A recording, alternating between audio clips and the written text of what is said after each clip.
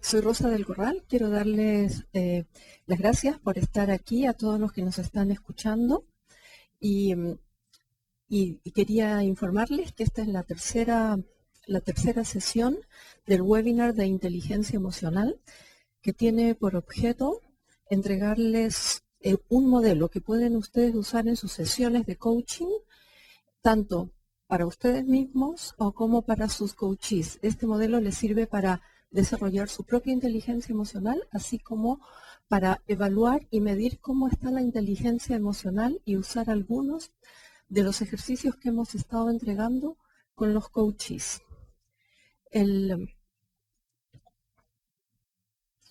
modelo de 6 Seconds, como lo hemos visto en las sesiones anteriores, consta de 3 pilares importantes. Uno, que tiene que ver con el conocimiento de sí mismo, la autoconciencia.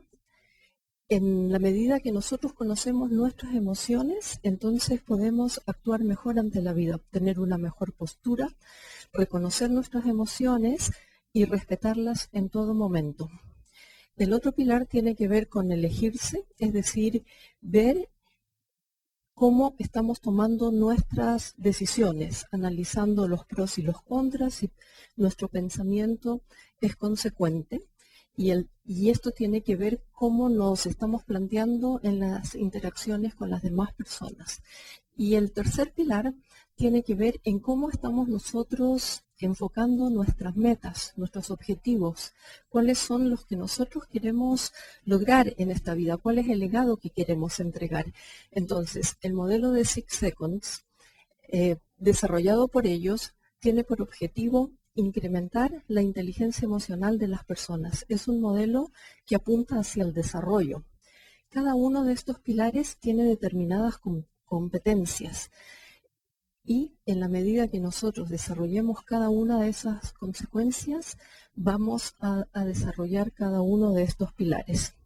Al comprometerse con estos pilares, las personas van a usar su inteligencia emocional de mejor manera y esto los va a llevar a crear vidas más positivas, saludables y con un mayor significado. En la sesión anterior vimos el pilar de Conózcase. Conózcase está basado en el desarrollo de 2 competencias. Uno es cómo estamos nosotros desarrollando nuestra conciencia emocional. Es decir, cuánto conocemos nuestras emociones, cuántos nombres conocemos de las emociones, cómo las estamos nombrando y cómo estamos entendiendo los significados que ellos nos están entregando para poder utilizarlas en nuestra vida. Y a su vez, la segunda competencia tiene que ver en reconocer los patrones, cómo nosotros sabemos cómo reaccionamos ante determinados eventos. Este reconocimiento de patrones es un proceso personal. Lo llamamos un proceso de autociencia, porque a pesar de que nosotros estamos entregando aquí algunos ejercicios, algunos modelos, todo tiene que ver en cómo cada uno de ustedes reconoce el mensaje que las emociones les quieren dar. Estos solamente sirven de pauta, pero el conocimiento verdadero proviene de ustedes mismos. El conocerse es un ejercicio diario de mirar hacia adentro, evaluar nuestros deseos y nuestras emociones. Y, por ejemplo, para realizar este proceso de autociencia, podemos identificar una situación que ha sido complicada para ustedes y pueden mirarla como si fuera un video, una película, desde el momento en que se inicia el gatillador de la situación hasta el momento que se desarrolla, considerando lo siguiente. En primer lugar, los deseos. Cuando se desarrolla esta situación que ha sido complicada para ustedes, ¿qué deseos tenían? ¿Qué es lo que querían lograr en ese momento? ¿Qué pensamientos estaban en su mente? ¿Cuáles son las ideas que venían? ¿En qué estaban pensando? ¿Y qué emociones afloraban con esos pensamientos? Así también, ¿qué es lo que estaban haciendo con esas emociones, con esos pensamientos? ¿Qué pautas de acciones estaban siguiendo? cómo todos estos pensamientos y emociones determinaron qué es lo que ustedes decidieron en ese momento. Y con eso llegamos a poder concluir de la siguiente manera. Cada vez que sucede algo, un gatillador, una situación que es recurrente, y aquí ponemos la reacción de ustedes. Por ejemplo, cada vez que tengo una entrevista, yo siento miedo, por ejemplo, por decir algo. Pero con esto, ustedes reconocen sus propios patrones y pueden pensar cómo estos son constantes a lo largo de todas las situaciones que se van a ver enfrentadas en el día, ya sea durante la oficina, en las relaciones personales, con los amigos, con la familia, etc. Esto es lo que vimos en el seminario pasado. Y con esto ustedes hacen el video que los llevará a sacar sus propias conclusiones para reconocer sus propios patrones. El día de hoy vamos a ver el segundo pilar, que es el elíjase, y que nos entrega las competencias para poder tomar decisiones que estén de acuerdo con nuestras emociones. Vamos a ver las 4 competencias que comprenden este pilar, que son navegar las emociones, un pensamiento consecuente, motivación intrínseca y el optimismo. Elíjase significa, ahora que ya nosotros podemos identificar nuestras emociones y a través del ejercicio que acabamos de ver recientemente, podemos conocer nuestros patrones de comportamiento, entonces lo que nosotros tenemos que hacer es saber navegar en estos estados emocionales para usar las emociones a nuestro propio favor. Saber sacarles el mayor provecho. ¿Pero por qué? Es importante saber que cada persona, a su vez, es un instrumento de liderazgo, ya sea en un ambiente laboral o en un ambiente familiar. Todos estamos proyectando una imagen, la forma en que sentimos, reaccionamos, la forma en que vivimos cada momento son instrumentos para inspirar a otros a hacer y hacer lo mejor que ellos puedan. Entonces, si nosotros queremos ser líderes, ¿qué mensajes estamos enviando? Debemos estar conscientes de los mensajes que estamos enviando. Por otro lado, las emociones afectan el rendimiento. Cuando nos sentimos cansados, por ejemplo, sabemos que nuestra concentración es menor. También si nos sentimos distraídos, sabemos que no estamos enfocándonos realmente en lo que nos dicen otras personas. Una vez que nos damos cuenta que las emociones están afectando el rendimiento, si queremos manejar estos poderosos impulsos, entonces tenemos que darnos cuenta que la herramienta más poderosa que tenemos dentro de nosotros mismos son las propias emociones. Y de esto se trata Elíjase, vivir la vida con intención, como una persona despierta, presente y clara, para que otros sientan el efecto de esto. Ahora bien, vamos a hacer aquí un breve repaso de cómo funcionan las emociones desde un punto de vista neurobiológico.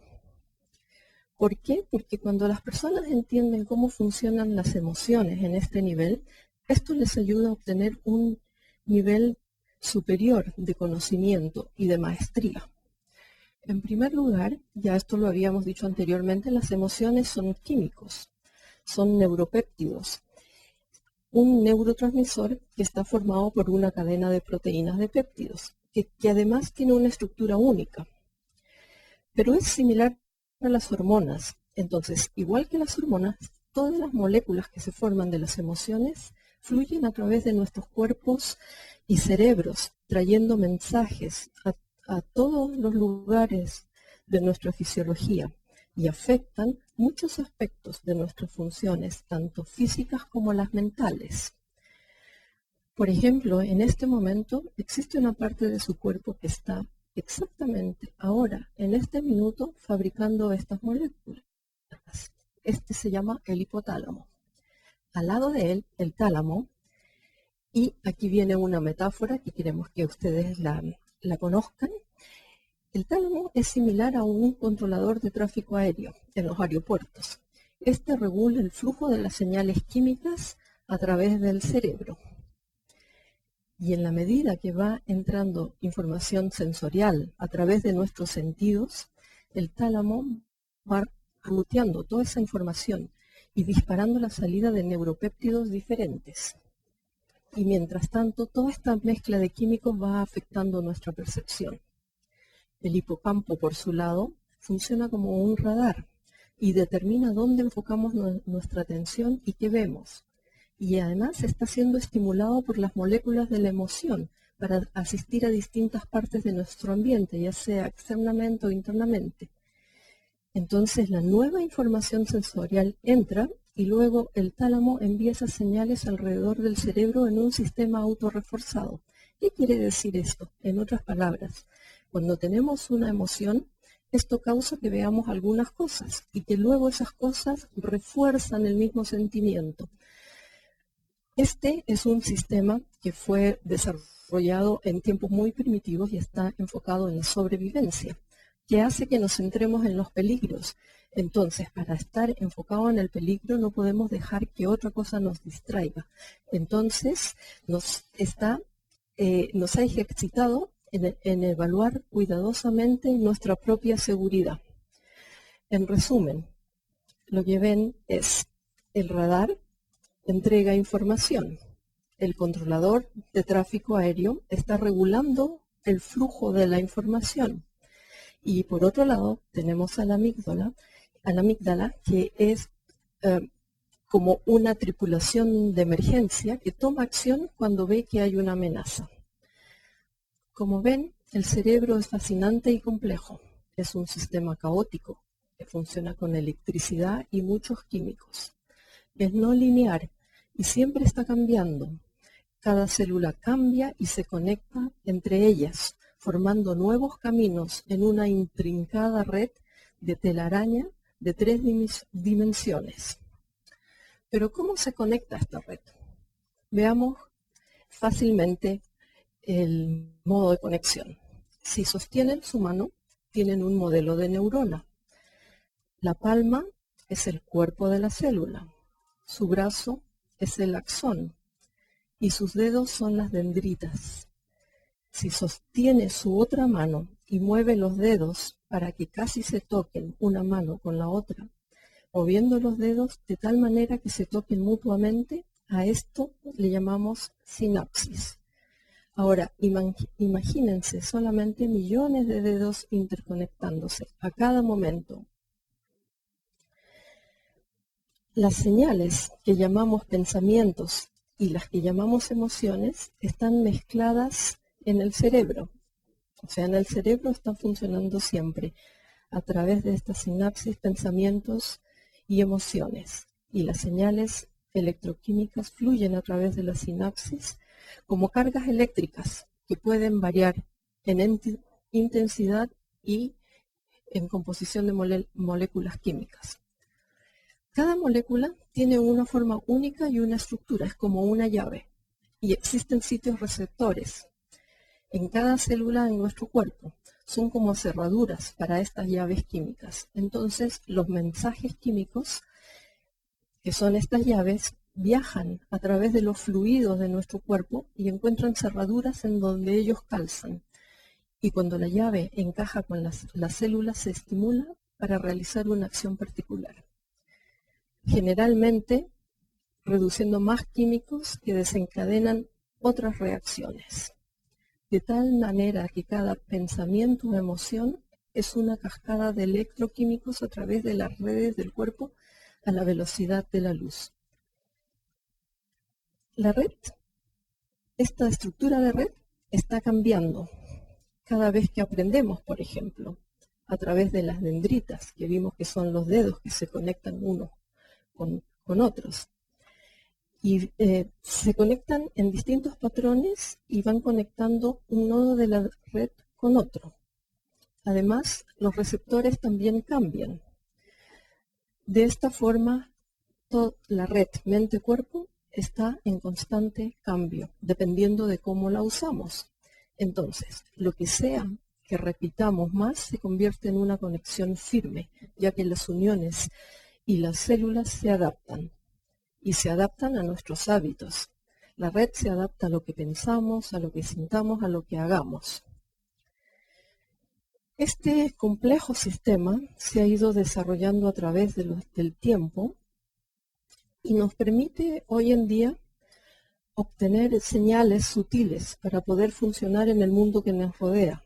Algunas de estas señales, por ejemplo, se refieren a cómo pensar de algunas personas, porque nos están entregando mensajes sutiles. Nos están entregando mensajes en quienes confiar, a quién respetar, a quién evitar, a quién amar.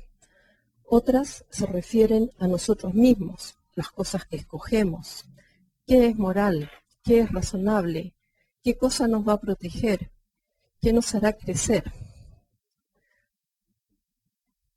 Las emociones entonces no solamente nos dan señales intuitivas para funcionar en el mundo, sino que algunas veces también vienen con sensaciones físicas, por ejemplo, un empujón, un tirón, un frío, un calor, etc. Y cada una de estos nos está trayendo un indicador de cómo estamos experimentando el mundo. Entonces ahora les queremos presentar una metáfora. Se trata del cerebro triuno de Paul MacLean. Paul MacLean tomó en cuenta la evolución de las especies y dice que tal como un árbol con el tiempo va añadiendo capa sobre capa a la corteza, el cerebro ha ido añadiendo capas a lo largo de la evolución. Y esto va desde la época de los reptiles hasta el ser humano de hoy en día. Entonces ubican físicamente las áreas del cerebro de un reptil en la zona más baja y luego ubica la capa de desarrollo de la época de los mamíferos y finalmente la de los seres humanos. Y lo podemos usar a modo de metáfora. El cerebro triuno tiene tres estructuras: reptil, límbico y el neocortical o neocórtex. Y cada uno es distinto en su estructura física y química y van procesando la información en la medida que la van recibiendo.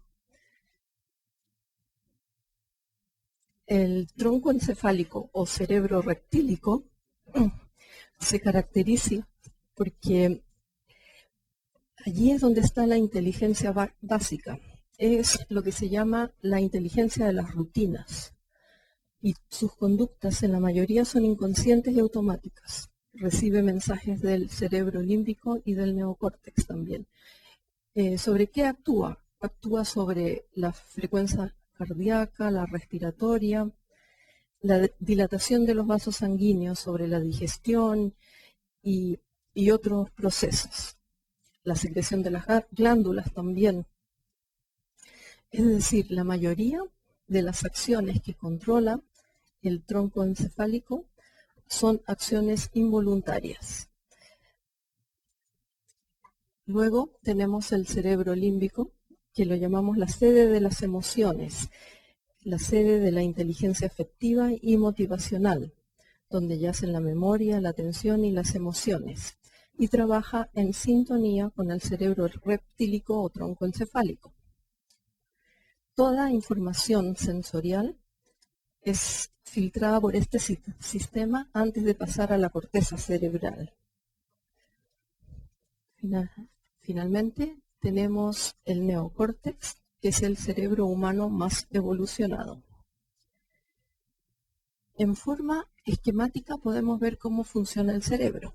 Aquí tenemos un estímulo que llega hasta el tálamo, que lo podemos llamar también CPU. Esto pasa al córtex, que es donde la sede del pensamiento racional, luego a la amígdala, donde se generan las emociones, y luego una respuesta.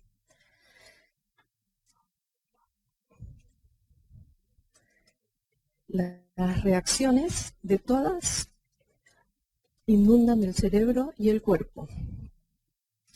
Entonces, si vamos a ser inteligentes con nuestras emociones y hemos aprendido todo lo que acabamos de ver, podemos empezar a usarlas estratégicamente. Es decir, debemos planificar anticipadamente cómo desarrollar emociones óptimas para distintas situaciones. Debemos elegir nuestras propias emociones para crear un estado óptimo de rendimiento. Esto es lo que en el modelo 6 Seconds se llama navegar emociones, una de las competencias más importantes de este segundo pilar. Elíjase está basado en 4 competencias que permiten evaluar nuestras opciones para cambiarnos a nuevas emociones y comportamientos desde adentro. Ahora bien, cuando nos conocemos nosotros mismos, podemos empezar a hacer esa transformación para mostrarnos tal como queremos. Veamos cómo. Pero una nota, esto es muy importante desde el punto de vista del liderazgo. Si vamos a ser líderes, necesitamos dar un paso adelante creando ideas y ondas para que otros nos sigan. Y si estamos reaccionando en lugar de estar hacia adelante, la gente no nos va a seguir. Entonces, ¿cómo vamos a hacer la transformación? Piensen primero en una escala. Cuando estamos en un estado de calma, balanceado, de flujo, estamos cerca de la parte de abajo de la escala. En este estado es muy fácil manejar los problemas y enfrentar los desafíos, porque estamos centrados, estamos balanceados, podemos pensar tranquilamente. Sin embargo, apenas tenemos una frustración o sentimos algo de estrés, o no hemos dormido, por ejemplo, o estamos comiendo muy mal, no hacemos ejercicio, pensamos en los problemas y muy rápidamente empezamos a subir por una escala de reacción, que es como una escala mecánica. Esta es la metáfora. Y esto, cada paso en la escala va a seguir un ciclo de reacción, el cual tiene un setup, que es un inicio. Más que inicio, es una forma de organizar esta etapa, en qué estado estamos en ese momento. Luego viene una interpretación y luego hay una escalada. Cuando experimentamos una reacción, y ya sabemos que las emociones nos producen las reacciones, que pueden desarrollarse de 3 modos, ya sea pelear, huir o paralizarse, esta no es un evento aislado. La reacción es un ciclo que empieza con el setup. En el setup empezamos a dirigirnos a un estado de reacción. Se empieza a incubar un proceso. Como les decía, tal vez no han tenido suficientes horas de sueño. ¿En qué estado están en ese momento? A lo mejor están un poco estresados, están con un poco de frustración porque hay algo que no resulta, tienen algún problema. Están trabajando demasiado, se quedan horas extras en el trabajo, o están enfocados en los problemas. Esto causa un estado mental propicio para una reacción. Nuestros pensamientos pueden ser: me están desafiando, no puedo solucionar esto, es muy difícil, acompañado de sentimientos de frustración, de temor, de miedo, de falta de respeto. ¿Y qué acciones tenemos en ese momento? Una falta de sueño, tomamos mucho café, comemos mal.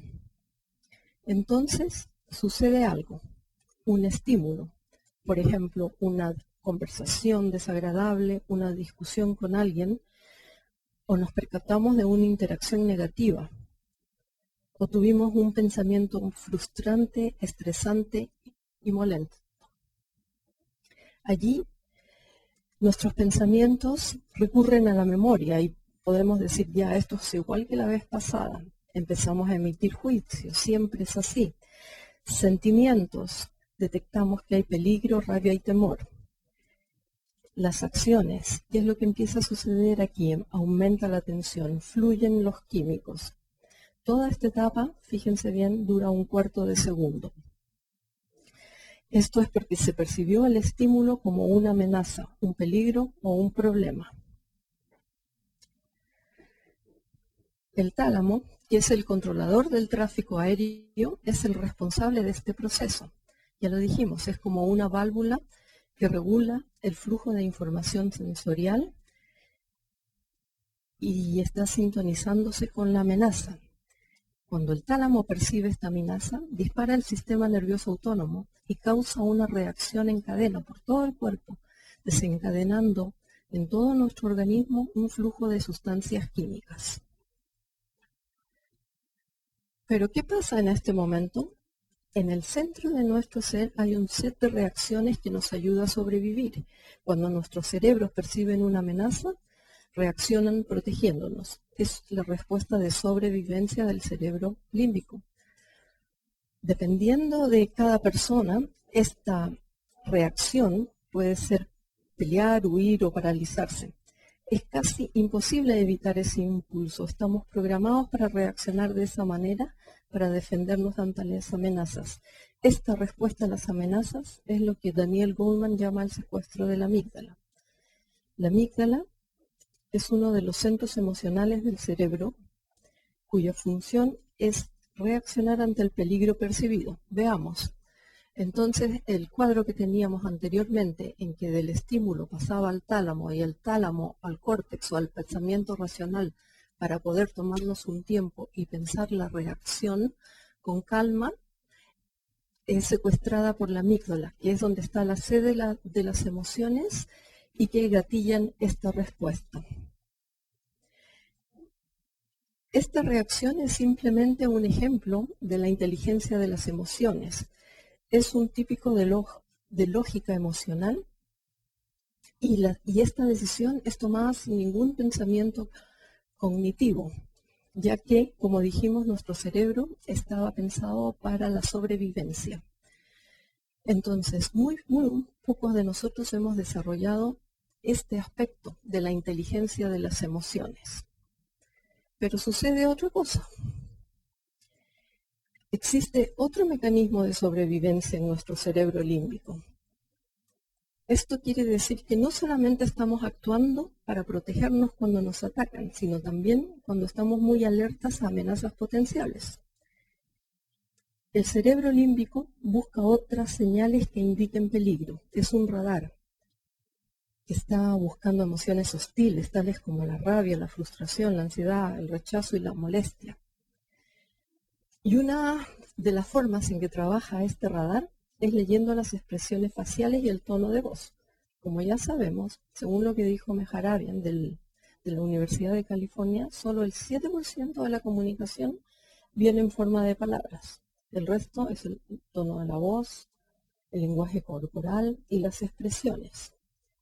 Y el trabajo de Paul Ekman en expresiones faciales también refuerza esta conclusión. Ekman, que también estudió mucho las emociones, descubrió que cuando las personas tienen emociones, estas se manifiestan a través de microexpresiones en la cara. Pero, ¿qué pasa aquí? Según Ekman, muy pocos podemos leer eficazmente la cantidad de microexpresiones.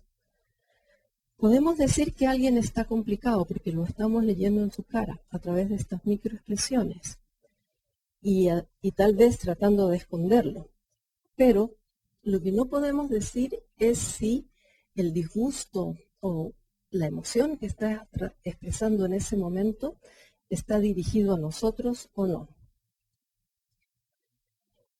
No se puede saber hacia quién está dirigido, pero sí lo que se puede notar es que hay una falta de autenticidad entre lo que está demostrando en la cara y lo que está sintiendo internamente. Entonces volvamos a la escalada. Ya tuvimos la reacción. Al seguir esta reacción, ya subimos otro peldaño en la escala. Los pensamientos y sentimientos están trabajando y reforzando el flujo de todas las sustancias químicas que están circulando por nuestro organismo. El sistema nervioso prepara al cuerpo para la pelea, para la huida o para la paralización. Y se desencadena un flujo de adrenalina para activar los músculos. También se libera cortisol. Toda esta etapa dura 6 segundos. Es un ciclo. Así que al escalar la situación, se convierte también en el inicio de un nuevo ciclo.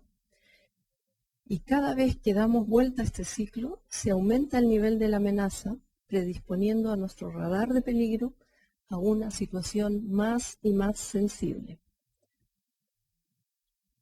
Pudiera ser que el primer ciclo no sea visible para las otras personas, ya que uno se encuentra reaccionando internamente, pero nos estamos predisponiendo para una reacción futura.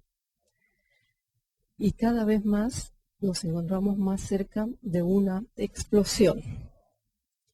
En resumen, tenemos el ciclo con un inicio, un setup, el estímulo, la interpretación, que nos dura un cuarto de segundo, y la reacción para escalar hacia el otro estado, que nos dura 6 segundos. Entonces, ¿qué es lo que tenemos que hacer conociendo este ciclo, ahora que estamos conscientes de que es la forma como funcionan nuestras emociones? Lo opuesto a reaccionar es conseguir un equilibrio. ¿Cómo? En este gráfico tenemos los puntos de elección, que son los puntos donde podemos intervenir. En primer lugar, en la etapa de inicio de setup, cuando estamos organizados, es para cambiar nuestro estado. Tenemos que primero identificar las señales de alerta, como ya dijimos, puede ser un mal sueño, la comida, puede ser que no estamos haciendo ejercicio o no nos estamos dando espacio para el esparcimiento. Entonces, tenemos que efectuar un cambio de estado a través ya sea de ejercicios de respiración, de meditación, de hipnosis, más ejercicio físico, más esparcimiento, salir con los amigos, pasarlo bien. Esta es la primera intervención que podemos hacer. En la segunda etapa, que la llamamos intervención temprana, tiene que ver con alternar hábitos, ensayar nuevas respuestas, evaluar las creencias, qué creencias nos están llevando hacia esa reacción posible en ese momento. Podemos ser observadores de afuera y ver nuestro comportamiento, o podemos pedir asesoría a través del coaching. Y la tercera intervención es en la etapa de la escalada y la llamamos desaceleración. Aquí lo que tenemos que usar es la pausa de los 6 segundos. ¿Cómo? ¿O de qué se trata esta pausa? Es conectarse con el pensamiento racional, distraerse, cambiar la emoción. La pausa de los 6 segundos es simplemente para evitar la escalada, utilizar nuestro pensamiento cognitivo y pensar en las 6 ciudades que más nos gustan o que nos gustaría conocer, 6 películas que ya han visto, los nombres de 6 amigos, etc. Porque sabemos que son solamente 6 segundos los que tenemos para poder realizar un cambio.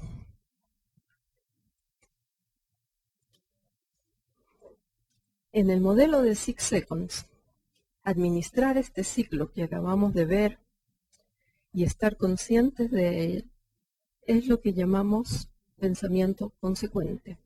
Es decir, es ser competente sintiendo y pensando anticipadamente y evaluando para que podamos elegir la alternativa más efectiva y no nos dejemos llevar por nuestras emociones. No vivir a merced de las emociones ni que las decisiones más importantes hayan sido tomadas por ese torrente emocional.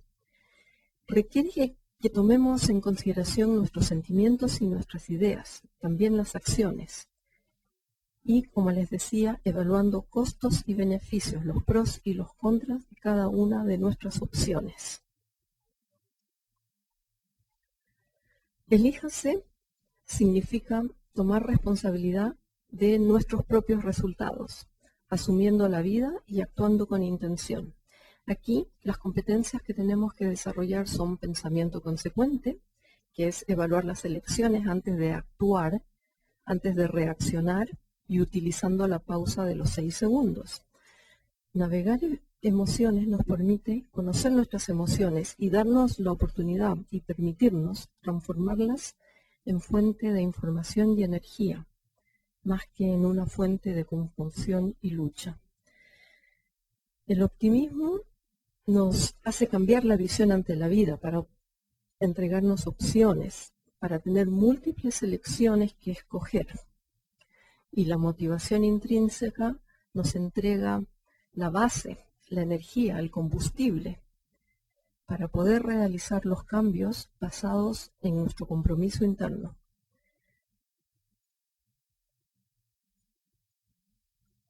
Ya vimos lo que es el pensamiento consecuente. Entonces, ahora, para navegar emociones tenemos este modelo. ¿Qué es lo que tenemos que hacer? Primero, validarlas. Saber que estamos sintiendo una emoción, da lo mismo como la cataloguemos. Podemos pensar que es una emoción negativa, pero tenemos que saber que existe dentro de nosotros. Luego, explorarla, encontrar qué hace que me sienta así, para luego transformarla. Navegar emociones tiene que ver con formar una alianza con nuestras emociones, vivir las emociones, sentirlas y ver cuál es su significado interno. Aquí tenemos una metáfora. El flujo poderoso. ¿Han visto alguna vez ustedes una fuente en donde las piedras gigantes flotan sobre el agua? Bueno, aquí tenemos la Millennium Ball en amarillo, Texas. Pesa 1.360 kilos y está flotando sobre chorritos de agua. ¿Qué pasaría si nosotros pudiésemos interactuar con otras personas con esa calma y poderosa facilidad? Es muy importante aquí lo que realiza el agua poderosa. Esta piedra o pelota de 1.360 kilos está en equilibrio con el agua.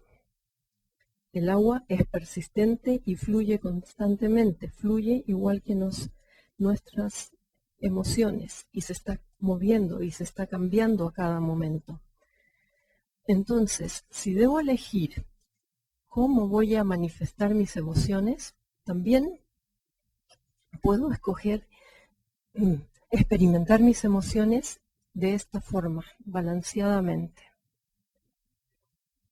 Y algo importante aquí es que simplemente aceptando que puedo experimentar la emoción de esta forma, ya es un gran paso para abrirnos hacia la inteligencia emocional.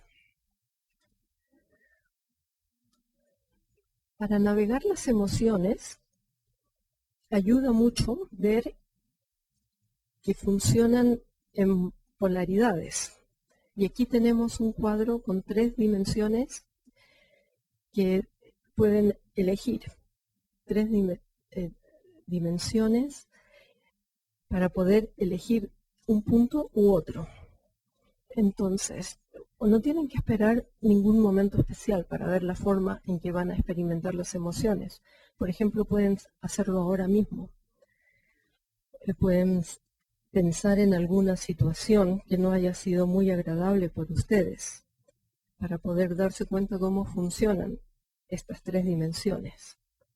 Y pensando en esa situación que no es agradable, ubíquense ustedes en cada eje ahora mismo. ¿En dónde están? En el primero, ¿dejan que la emoción fluya y cambie o se estancan?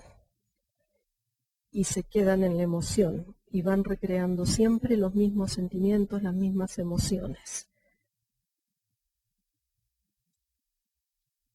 En el segundo paso, están sintiendo la emoción, están experimentando sentir esa emoción como algo suave, que circula, que fluye, o la están reprimiendo, simplemente rechazando, no dejan que salga la emoción. Y en el último eje, pregúntense, ¿están dejando que la emoción fluya con suavidad o simplemente quieren actuar por la fuerza, como con un palo o un garrote y golpear a otras personas? Entonces, si ustedes afinan la forma en que experimentan y usan las emociones, reflexionando en estas tres dimensiones, esto nos va a ayudar a poder navegar con sus emociones. Pero ojo, mientras estamos experimentando la forma en que usamos nuestras emociones, que ya lo vimos, ya se dieron el espacio para ustedes saber cómo están usando sus emociones, ahora tal vez pudiera ser que exista algo que haga que ustedes se resistan a acercarse o realmente sentir alguna de las emociones. Esto es simplemente porque dentro de nosotros hemos aprendido que siempre nos han dicho que las emociones son malas o que están equivocadas, que no hay que mostrar emociones. Y muchas de nuestras creencias nos empujan hacia eso. Entonces nosotros sí somos muy buenos resistiendo, dejando de lado las emociones. Y una forma es, por ejemplo, cuestionar toda la validez del ejercicio y permitirse sentir las emociones.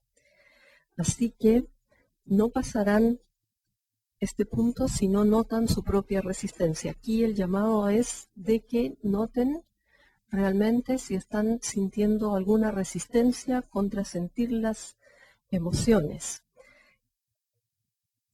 y se recomprometan con sus metas y perseveren. Por eso que la motivación intrínseca es tan importante para elegirse. Es otro de los pilares, es otra de las competencias de este pilar, la motivación intrínseca. Esto nos lleva a perseverar, a ser constantes, a seguir adelante, a pesar de la incomodidad de sentir las emociones, de los bochornos, de cualquier cosa que pueda pasar. Y lo más importante aquí es que esto requiere que cambien su atención, su foco de atención, desde qué es lo que van a pensar los otros hasta qué es lo correcto para mí, que se validen a ustedes mismos, qué es lo que realmente quieren. Pero ¿por qué la motivación intrínseca? Fíjense, nuestro radar del peligro siempre nos está alertando sobre posibles amenazas, ya lo vimos anteriormente, sobre todo por fuerzas externas, que están ligadas a los juicios, prejuicios, percepciones de otras personas. Pudiera ser que veamos o nuestro radar detecte que alguna necesidad o creencia principal está siendo amenazada y entonces nos sintamos en total alerta. Cuando sentimos la amenaza podemos reaccionar, ya sea huyendo o fluyendo, como el agua en la fuente. Pero estas dos direcciones tienen costos y beneficios. Hay desafíos, hay oportunidades. Si escogemos fluir como vimos en la fuente, nos damos cuenta de que repentinamente la lucha deja de tener importancia. Vivir en el flujo de las emociones es un trabajo que dura toda la vida y tiene que ver con dejar ir todos los miedos primitivos, esos que está alertando nuestro radar del peligro. Y estos miedos que está alertando el radar del peligro están ligados siempre a las percepciones externas y a los juicios de otras personas. Entonces, si construimos nuestra motivación y nos dedicamos a tener una gran motivación intrínseca, estas fuerzas van a disminuir.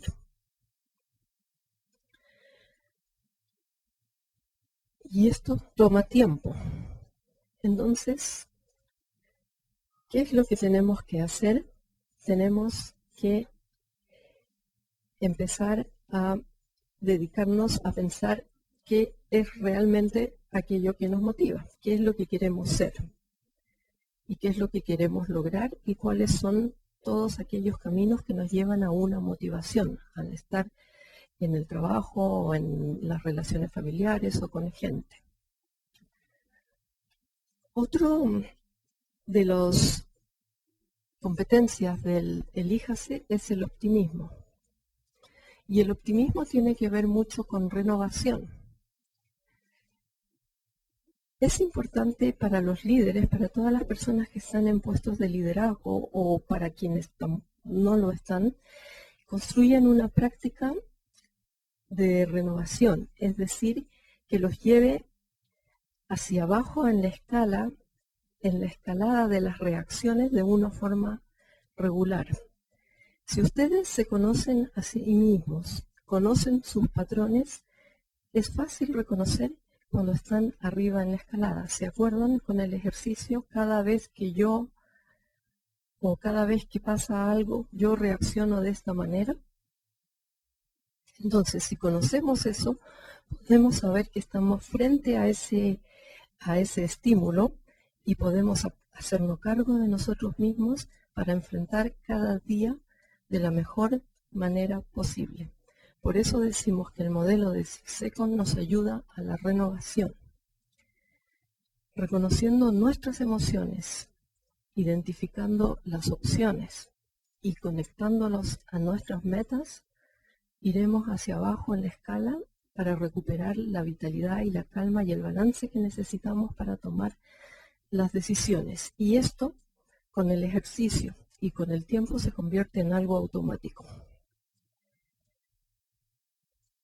Y de todas las competencias que hay en este pilar, el optimismo es muy importante para la renovación, porque va justamente en la dirección opuesta a lo que va la espiral, a lo que va el ciclo de la reacción. Entonces, para lograr el optimismo, ¿qué podemos hacer? Tenemos que considerar 3 elementos. Primero, el tiempo, la duración de cada evento, de cada situación, para enfrentarla con optimismo. Si es permanente o es temporal, tenemos que considerar el alcance, o la aislación, si es un hecho generalizado o si es algo aislado.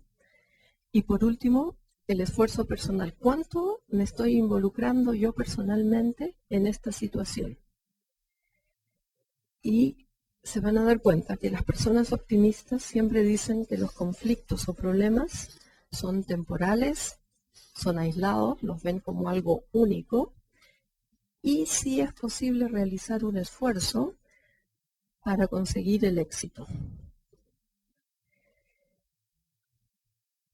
Entonces es muy importante que cuando están considerando una situación, escuchen las palabras que están utilizando, ya sea interiormente o hacia las demás personas, y cómo éstas tienen que ver con el tiempo, con la duración, con la aislación, el alcance o el esfuerzo personal que están haciendo ustedes. Entonces se podrán dar cuenta de si están utilizando el optimismo. Y si no, este es un desafío para que lo empiecen a utilizar de ahora hacia adelante. Vean, según el modelo de 6 Seconds, el optimismo es un componente importante para el liderazgo. Y esto ya está identificado a través de estadísticas y de investigaciones y de estudios. El optimismo predice el 20,5% de la salud. Y ya que la salud, y cuando hablamos de salud, hablamos tanto de salud física como manejo del estrés, pueden ver por qué el optimismo es esencial para mantener el foco y el poder, y poder liderarse a sí mismo. Y esta es el último competencia del modelo. Entonces, una pregunta para ustedes es cómo, en medio de todo el estrés de la vida cotidiana, puedo usar mis emociones como fuente de poder, fluir y tener balance. Usen las competencias que acabamos de describir.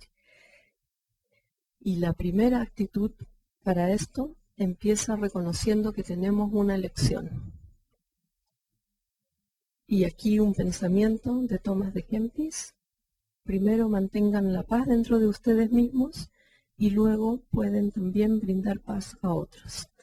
Y con eso termino esta tercera entrega de esta serie de webinars. Queda solo uno, que es que ya les van a decir ahora cuándo es la próxima fecha, y sería el último de los. Y en la próxima etapa vamos a hablar del último pilar del modelo, que es entréguese, o sea, encontrando el sentido de uno mismo. Muchas gracias.